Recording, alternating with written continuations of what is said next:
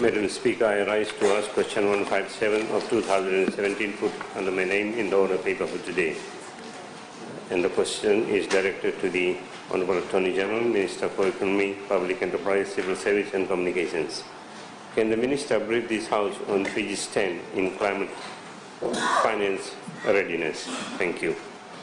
Thank you. The Honourable Attorney General and Minister for Economy, Public Enterprises, Civil Service and Communications. You have the floor. Thank you, Madam Speaker. I thank the Honourable Member for this question.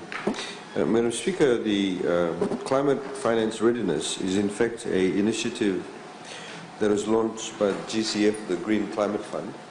Essentially, it is to prepare the countries for the ability to accept Green Climate Fund. And there's, of course, quite a lot of work that needs to go into the ability to, for example, identify projects, carry out the assessment of the projects, and then of course you're able to then access those funds. Those funds need to be accessed through accredited organizations. You also have to have your national designated authority, and in Fiji's case the Ministry of Economy is the national designated authority. But Fiji at the moment does not have a accredited institution that can actually receive the funds. This is why the first tranche of funds that we did receive, which is the $32 million US Green Climate Fund contribution to the water and sanitation system in the Suvarnasori corridor, was in fact channeled through the ADB. Because ADB is an accredited organization.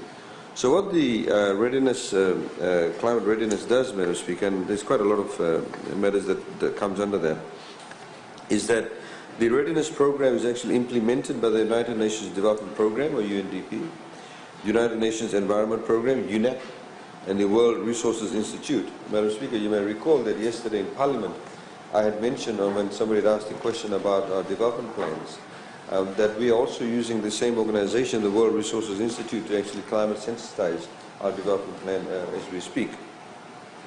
The readiness and preparatory support through the climate readiness are not one-off measures, but part of an ongoing process to strengthen a country's engagement with GCF.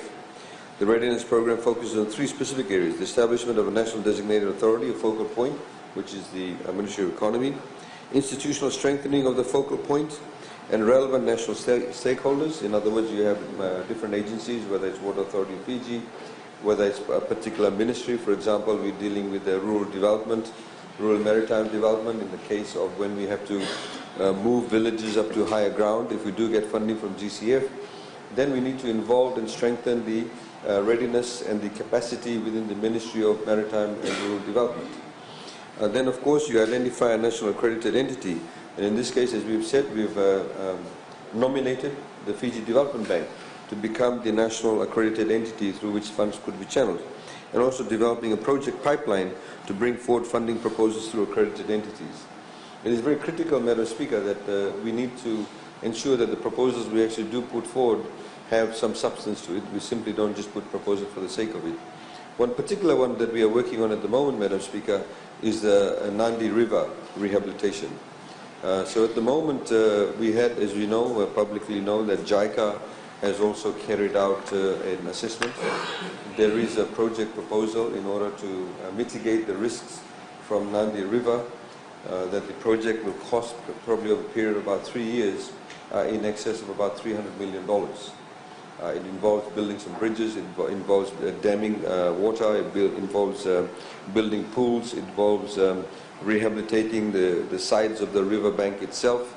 For example, Namotomoto village, all of these villages are kind of slowly, the water levels are coming closer to the village boundary. In fact, some areas, some of the graves are actually falling into the river. So we need to be able to rehabilitate these rivers, and that's part of the ongoing project. JICA actually has, through the Japanese government, offered to give us a soft loan to fund this entire project. We, of course, are quite keen to get grant funding also. So we have, at the moment, we are developing a project through the GCF to be able to see how much of that $300 million actually can be funded through a grant by GCF under the adaptation measures that GCF has. So these are the kind of preparedness that we need to put in place. It takes a lot of planning, a lot of processing, and part of this is what we call the Readiness program. So I'll stop there. Thank you. Honorable Naikula. Madam Speaker, yesterday we highlighted how the government diverted $7 million for first home buyers to Matawal Road. Now the Green Climate Fund does not want it. So how can you assure the Green Climate Fund that the money it allocates for a certain project is not diverted elsewhere?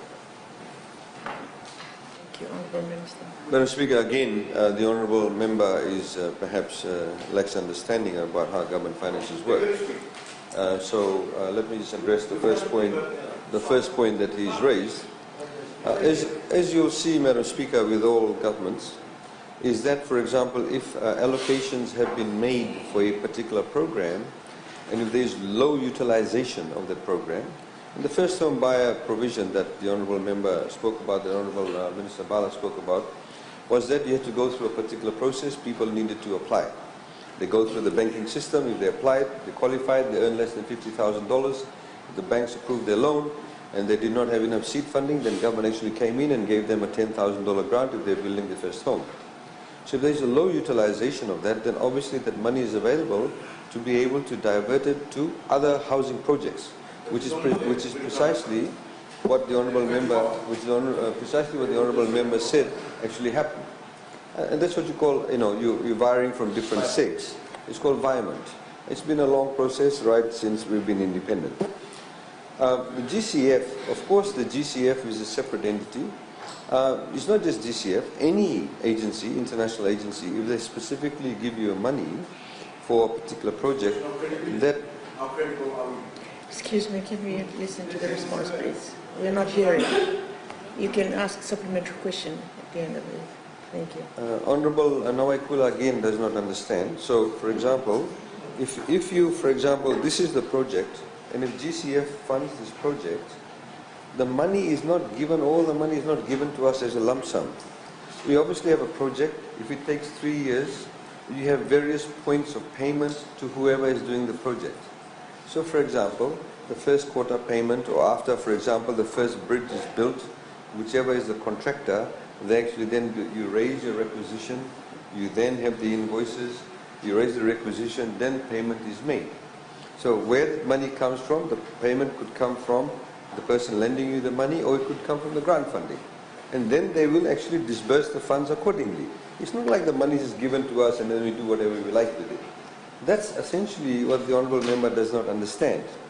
Whereas when you have your own funds, that is not anybody else's fund, is not given through a grant, then of course your level of flexibility is greatly enhanced. But if you have a project, then of course the funding, this is why we're talking about readiness. Readiness actually helps us to prepare very well for the project, and then the disbursements are done at different intervals whenever disbursements are required. That's all it does. It has absolutely no bearing. If, for example, the Honourable Member is trying to insinuate, as a result of that particular allocation, that therefore our credibility has gone down, the GCF would not be engaging with us at all. Thank you. Honourable Premsi. Yeah, I thank the Minister for his answers. Madam Speaker, Fiji Development Bank has been identified as one of the accredited institutions under the Climate Change Funds. Could the Minister inform this House what is the progress of that accreditation, and also what input are the local NGOs providing towards the climate financing initiatives? Madam Speaker, can I get clarification from the Honourable Member? I don't understand the second part of his question. Is he saying that the local NGOs, are they funding it? I don't know what the question is. Thank you. Can you repeat your question? Please be reminded. First part is... Excuse me. Excuse me, order. Please be reminded that you can only ask one question and not two in one. I believe both of these questions are linked. No, so they are related? Okay, Madam. As regards Fiji Development Bank, being an accredited institution for climate change funds, what is the progress of that accreditation? Thank you. Honourable Minister. Madam Speaker, the Honourable Member has contradicted himself. He's saying that FDB is an accredited organization. It is not. Because in the second part of the question he's saying, what is the process of the accreditation? What's the progress? And that is precisely what I've said. We put in an application for FDB to get accreditation. It goes through a process, a very rigorous process. There are about 3 different stages before we actually get the accreditation. We are told that the GCF board, when it meets later on this year, will actually make a decision. In the meantime, they've come along, worked with the national focal point, which is the Ministry of Economy, and gone and sat down with FDB to see if they can actually meet the criteria. So there's different types of criteria you need to meet, and once they've met the criteria, then the board actually makes the decision of GCF to see whether this particular entity can be accredited or not. Thank you. I give the floor to Honorable Asir. Madam Speaker, thank the Honourable Minister's explanation. As you confirmed, Honourable Minister, the requirements of accessing the GCF requires stringent process that is to be compatible with the Green Climate Fund and the country's planning, budgeting, programming and monitoring procedures and systems, with major issues still being highlighted in the Auditor General's report. How do you plan to making this work? Honourable Minister. The Auditor General's report does not highlight any issues with any GCF funding. You see, again, they're kind of clutching at straws. They're trying to undermine. This is a good progress. This is a good thing that's happening for Fiji. We are able to access funds. We are here trying to build local capacity, get Fijians to be trained to know how to access these funds, get them to do proper project proposals, get them to be able to understand how monitoring should be done for these projects. It's building capacity. Because obviously if they build capacity for this particular type of funding, they can apply that to other funding too. It's a positive thing. Let's try and focus on what this whole funding is for, this readiness program. Thank you. I give the floor to the Honourable Pramod Chan. Thank you, Madam Speaker. I would like to ask a supplementary question. The Minister outlined how Fiji can preempt the difficulties of accessing climate financing given the fraught, geopolitical nature of the process with the US at this present stage. Thank you. Honourable Minister. Madam Speaker, the GCF funding has already had a pledge. The pledge of $100 billion. Many people say that the pledge is still too little because the requirements for the world over, obviously it's not just for the Pacific. This particular readiness program is to help least developing countries, help small island developing states, and also to help in particular the African states also.